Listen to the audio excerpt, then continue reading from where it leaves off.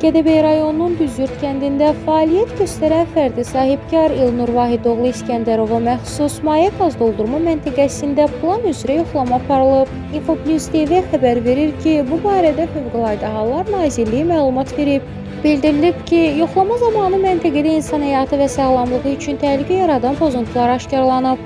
Belə ki, maye qaz doldurma məntəqəsində istismar olunan bir ədəd tutumun üzərində quraşdırılmış qoruyucu klapanın və manometrlərin dövrü yoxlanmasının aparılmadığı, eyni zamanda istismar müddəti bitmiş bir ədəd tutumun tam texniki müayinələrinin keçirilmədiyi müəyyən edilib. Aşkar olunmuş pozuntuların dərhal aradan qaldırılmasının mümkün olmadığı və insan həyatı və sağlamlığı üçün yaratdığı təhlükə nəzərə alınaraq, məntəqənin istismarı Agentliyin əməkdaşları tərəfindən dayandırılıb və pozuntuların aradan qaldırılması üçün tərtib olunmuş aktın bir nüsxəsi sahibkara təqdim edilib. Qeyd edək ki, Fövqəladə Hallar Nazirliyinin Sənayedə İşlərin Təhlükəsiz Görülməsi və Dağ Mədən Nəzarəti Dövlət Agentliyi sənayedə və dağ mədən işlərində təhlükəsizliyin təmin olunması istiqamətində səlahiyyətləri daxilində zəruri tədbirlərin görülməsini davam etdirir.